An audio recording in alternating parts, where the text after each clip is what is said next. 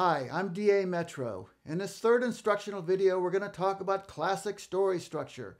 Classic story structure sprang from early Greek drama and continues to evolve today. Structure forms the skeleton of your story. You need to thoroughly understand classic story structure. Then, you need to toss it out the window. Do not, I repeat, do not attempt to simply dress this outline with your story.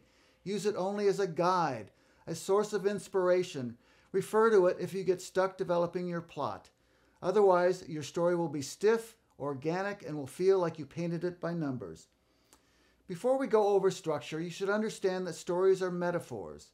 No matter what a story seems to be about on the surface, it's always about the main character's journey into his own psyche. The overt journey is merely a reflection or a metaphor for the inner journey. That's why we tell stories, to better understand ourselves, the power of our minds, and our purpose for being here. You'll want to do a little research on Carl Jung's shadow. We won't explore the psychological meaning of the shadow here, but I'm going to refer to it frequently. You'll also want to acquaint yourself with Joseph Campbell's hero's journey. The concept of shadow and hero's journey are woven into the foundation of this outline.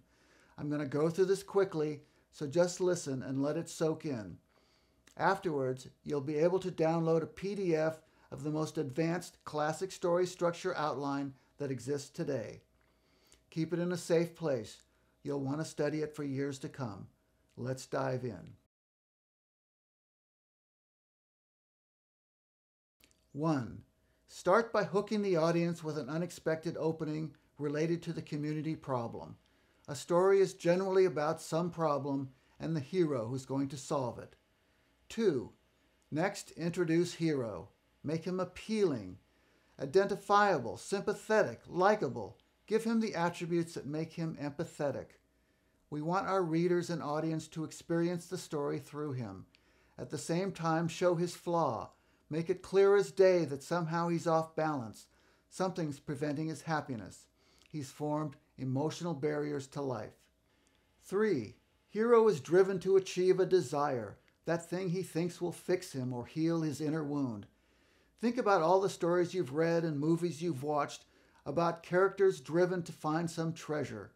In the end, he always loses the treasure, but the journey has brought out the best and the worst in him and forced him to grow.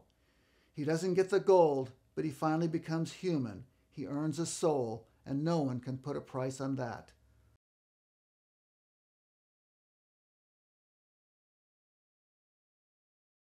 4. An inciting incident forces hero to acknowledge the big problem. Hero is called to action. 5. But hero refuses the call. He wants to avoid the emotionally difficult journey to confront his shadow, which is what he'll have to do to solve the problem and save the day. Our reluctant hero is afraid, nervous. This is going to be painful, he knows. He doesn't want pain. He wants an easy fix. He whines that he's pursuing his desire as a way to solve the problem. He's deluding himself. He grows defensive. He ducks behind his usual emotional shield. 6. Hero's mentor points out his flaw and encourages him to be brave and embark on the journey. 7. At this point, someone, often the mentor, usually makes reference to the story's theme. 8. All main characters should be introduced in Part 1, including any allies, victims, B-story characters, tricksters, traitors, or other agents of the antagonist. 9. Hero receives information that bolsters his belief that he can easily solve the problem without embarking on the more difficult journey to confront his shadow. He clings ever more tightly to his emotional shield, pretending it'll still protect him. A minor event knocks the shield out of his grasp. Perhaps he sees a victim of the big problem and realizes that's how he could end up. He grows afraid, yet he's now sensing he's not going to get out of this. 10. Finally, something major happens as a result of hero pushing for his flawed desire or his old ways. This event convinces hero either that there's no way to avoid the journey, or, if he doesn't embark, he'll end up in worse shape than he is now. At this point, 3 things must be established. A.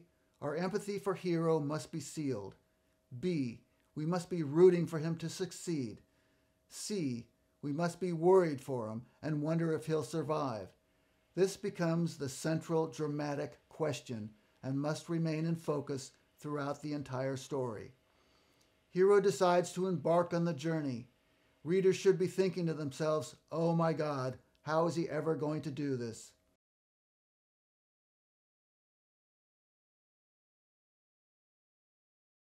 In part 2, Hero metaphorically enters his own psyche, which is externalized by physical landscapes, to confront his inner demons who are externalized by the story's characters. He will be tested and strengthened or die. 11. As soon as Hero journeys into the world of psyche, the shadow deploys its forces to expel him. In this world, nothing is easy. Everything resists. The supreme commander of the shadow's army is Ego, the main henchman. It's hard getting to the shadow. Because of its ancient fears, it is well protected and has many allies. The shadow's agents, all the various dimensions of the mind, employ brute strength, trickery, deception, intellect, delusion, ruthlessness, surprise attacks, and distraction to ward off the hero. And to top it all off, Hero is a fish out of water, a stranger in a strange land, braving unfamiliar territory. 12. The mentor or ally, well aware of the shadow's techniques, will sometimes test Hero as well. Mentor either guides or advises Hero outright, or he acts as a reflection so Hero can discuss his options and see his mistakes. 13. Hero quickly realizes he's got to come up with a plan if he's going to have any chance to survive this journey and its hazards. But still aware of the shadow's power and guile, his plan is unsound and will quickly fall to pieces. 14. During this stage of the journey, whenever Hero's plans are foiled, he grows angry, which is a reflection of his fear. His confidence erodes, though he tries not to show it. But things are not yet so bad that he's forced to look at his true weakness, his flaw, his underlying fear, that event which happened years earlier that caused him to erect emotional barriers. He's still under the spell of ego. He still wants the easy solution. He tries to fight the battle using his old weapons, but they don't work here. He deceives himself that if he can only fulfill his childish desire, he'll be able to protect himself and fix the problem. 15. Sometimes we have B-story characters who reflect Hero's flaw and hence the antithesis. The trickster, for example, may also have a B-story motivation of her own. A love interest will test him as well. 16. Hero will try to make allies, but they're hard to come by. He'll try to recruit them from the overt world, and sometimes they agree.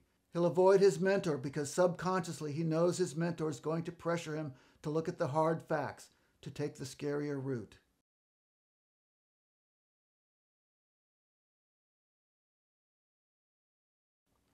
"17. The Shadow and its allies devise their own counterplans.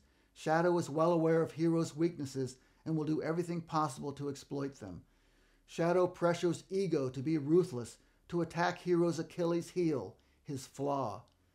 Audience is usually first to know of the magical key or some unusual power or weapon possessed by the Shadow's forces, thus intensifying our concern for Hero. This world is the Shadow's domain, and Hero is a trespasser. The Shadow has the upper hand in every way imaginable. And what gives the Shadow his greatest power? Its belief that its cause is justified. 18. Because he's in new territory, and also because he's still employing flawed tactics, Hero fumbles, makes mistakes, and blunders. If he has allies, he nearly gets them killed, or certainly endangers them. He inadvertently makes enemies, the last thing he needs to do. 19. There are endless combinations of attacks and counterattacks, plans and new plans that may ensue. Nonetheless, each time Hero attacks, he's foiled by a greater counterattack. These tussles result in unexpected complications that end up making things even more challenging for Hero. Surprises thwart him when least expected. 20. Sometimes the reader is forewarned of the Shadow's unexpected weapon or magical key, sometimes not. Either way, Hero is caught by surprise and knocked on his butt. He experiences his first major defeat. 21. Hero scrambles to recover. Nothing works, or at least not for long. He shows the first signs of admitting that his old defenses aren't going to work in this world. He starts to acknowledge his real flaw. By doing so, he realizes the absurdity of his previous plans. He's got to come up with a much better strategy. 22. It becomes too much for Hiro. She's already weary, under enormous strain and pressure. It's hard enough to think as it is. How is she going to devise a new plan? With new humility, she decides to seek out her mentor and admit her failure. 23.